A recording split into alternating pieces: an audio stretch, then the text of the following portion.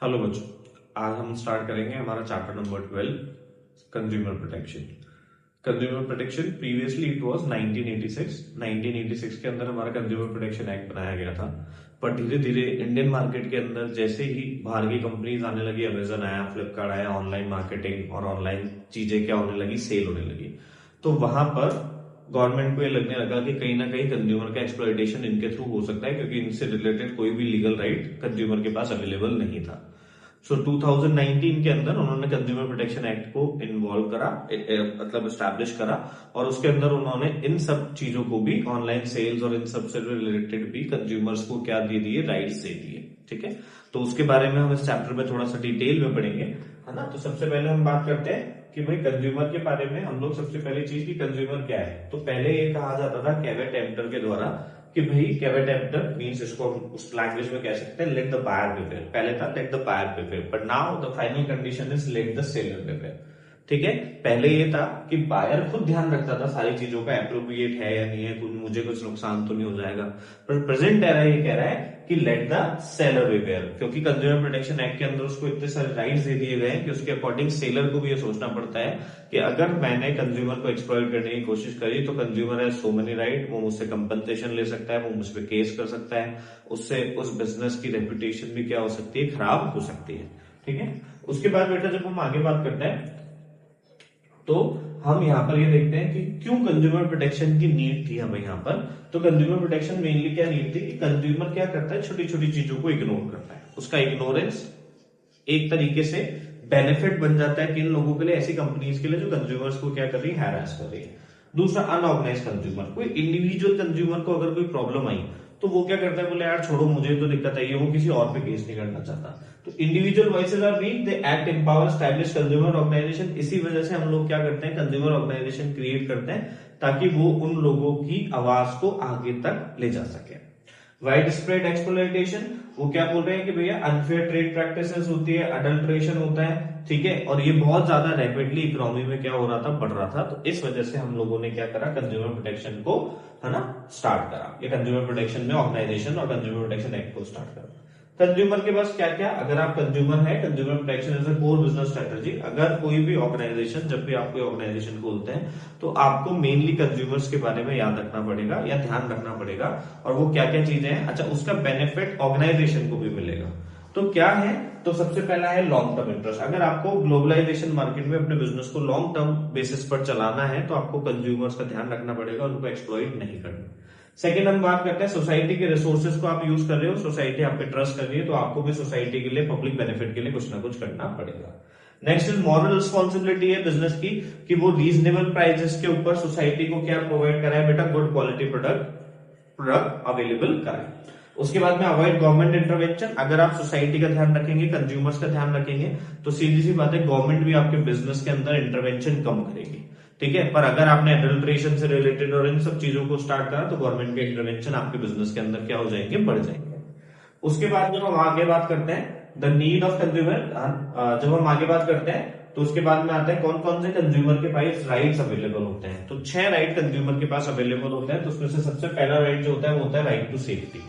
कि उसका राइट क्या है कि protection against the marketing of the goods and services hazardous to the life. कि भाई उसके पास ये राइट अवेलेबल है कि अगर कोई भी प्रोटेक्शन ऑफ द गुड्स है या फिर कोई भी हजार्डस गुड्स आ गया, कोई प्रेस करते टाइम करंट आ गया या ब्लास्ट हो गया, कुछ भी हो गया, तो वो राइट टू सेफ्टी उसके पास अवेलेबल होता है। राइट टू इंफॉर्मेशन, आपने देखा होगा कि कस्टमर क्या कर सकता है, कोई भी इंफॉर्मेशन के बारे में सेलर से पूछ सकता है। तो इसलिए आपने देखा होगा, पर अब बनाने वाला तो कोई और है, बेचने वाला कोई और है, तो इसलिए कंपनीज क्या करती है, राइट टू इंफॉर्मेशन को एज अ लेबल यूज करती है। लेबल पे आपको सारी इंफॉर्मेशन मिलती है, मैन्युफैक्चर कब हुआ, एक्सपायर कब होगा, डेट क्या है ना, उसके इंग्रेडिएंट्स क्या है, तो वो सारी चीजें राइट टू इंफॉर्मेशन का पार्ट होती है। फिर right to choice, consumer as a right कि वो किसी मल्टी प्रोडक्ट में से किसी एक प्रोडक्ट को चूज कर सकता है, आप उसको बर्डन नहीं कर सकते।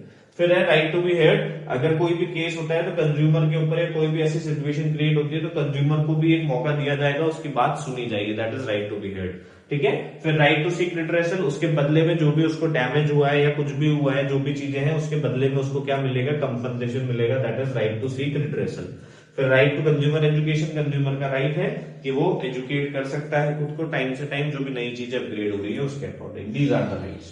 फिर हम उसके बाद बात करते हैं बेटा राइट्स के बाद में हमने थोड़ा सा समझाया इसको कि कौन कौन सा राइट आएगा। तो ये एक पैकेजिंग है एक प्रोडक्ट की, अगर हम उसके इंग्रेडिएंट्स और सारी चीजों की बात कर रहे हैं तो वो कौन सा राइट है, राइट टू इन्फॉर्मेशन। जब हम उसके नीचे ग्रीन लेवल की बात कर रहे हैं तो वो भी क्या है कि भाई ये ग्रीन वेजिटेरियन है, तो that is also right to information.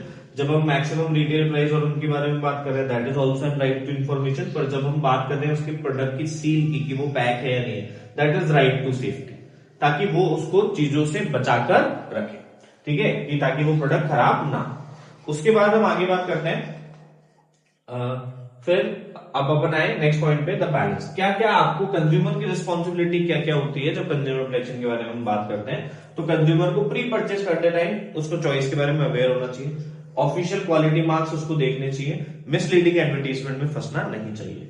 जब उसने परचेज कर लिया कॉन्फिडेंट होना चाहिए, वो कैश मेमो ले हमेशा, ताकि बाद में कोई भी अगर दिक्कत आए तो वो कैश मेमो के बेसिस पे केस कर सकता है। अगर उसने कैश मेमो नहीं लिया तो he doesn't have a right to case, ठीक है।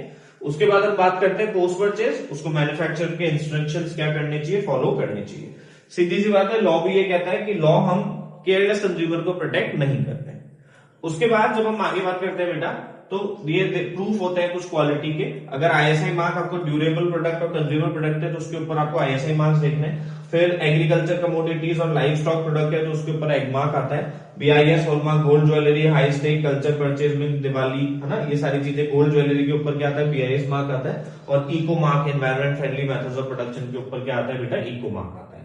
उसके बाद हम लोग जब बात करते हैं the threshold of justice, यहां पर हमारे पास क्या है कि कौन कंज्यूमर है और कौन कंज्यूमर नहीं है। अगर कोई पर्सन गुड्स और सर्विसेज खरीदता है और अवेल खुद ही करता है और कंसिडरेशन उसके लिए पे कर देता है तो वो क्या कहलाता है, कंज्यूमर कहलाता है। बेनिफिशियरी ऑफ सच गुड्स और सर्विसेज, उसका कोई बेनिफिशियरी है, उसके कोई लीगल आया रिप्रेजेंटेटिव है, वो भी कंज्यूमर माने जाएंगे। पर person obtain for resale purpose, वो कंज्यूमर नहीं माना जाएगा। वो कॉमर्शियल पर्पस के लिए उस चीज को यूज कर रहा है, जैसे मैंने 10 कार खरीद ली, उसको मैं अब टैक्सी सर्विसेज में यूज कर रहा हूं, तो वो भी मेरे लिए कंज्यूमर का काम नहीं करेंगे, कंज्यूमर का पार्ट नहीं बनेंगे।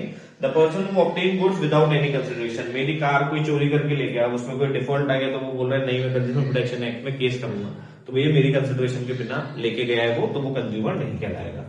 उसके बाद जब हम आगे बात करते हैं, ये 3 ट्रायल रिड्रेसल एजेंसीज हमारी बनाई गई है कि अगर कोई पर्सन जिसका 1 करोड़ तक का कोई नुकसान हुआ है तो वो क्या कर सकता है, डिस्ट्रिक्ट कमीशन के अंदर जा सकता है। अगर 1 करोड़ से 10 करोड़ का है तो वो स्टेट कमीशन में जा सकता है, और अगर 10 करोड़ से ज्यादा का है तो वो नेशनल कमीशन के अंदर जा सकता है।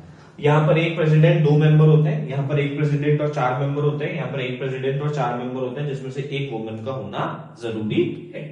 उसके बाद हम लोग बात करते हैं पाथ क्या है, कि अगर आपको डिस्ट्रिक्ट कमीशन में फर्स्ट लेवल रिड्रेसल में आप गए और आपको उनके डिसीजन से आप सेटिस्फाई नहीं है तो 45 डेज के अंदर आप लोग का इन्वॉल्व कर सकते हैं, अपना केस रजिस्टर कर सकते हैं स्टेट कमीशन में। स्टेट कमीशन के अंदर भी आपको डिसीजन मिला और आप उससे भी सेटिस्फाई नहीं है तो विद इन 30 डेज आपका इन्वॉल्व केस अपना कर सकते हैं नेशनल कमीशन में। नेशनल कमीशन से भी आप सेटिस्फाई नहीं है तो आप फिर कहां कर सकते हैं, सुप्रीम कोर्ट के अंदर विद इन 30 डेज।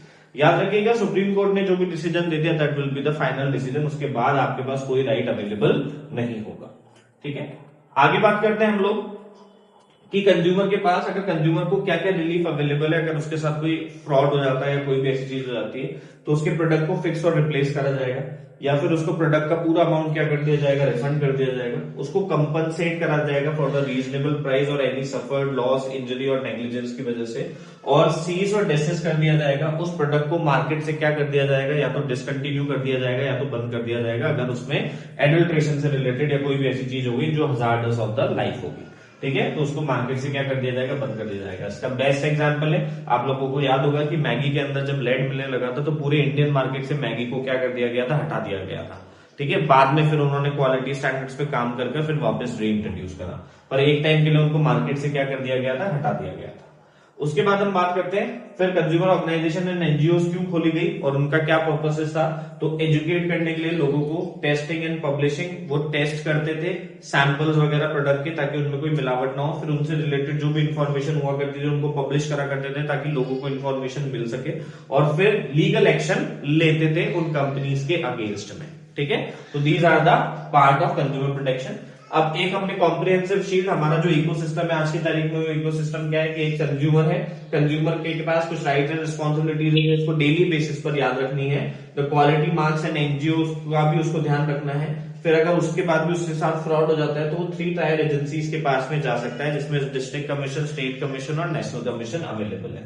ठीक है, और लास्ट हमारा मेन पर्पस जो गवर्नमेंट भी चाहती है और गवर्नमेंट भी इस चीज को इंटरवेंट करना चाहती है, दैट इज जागो ग्राहक जागो, कि कंज्यूमर को अपने राइट्स के बारे में पता होना चाहिए।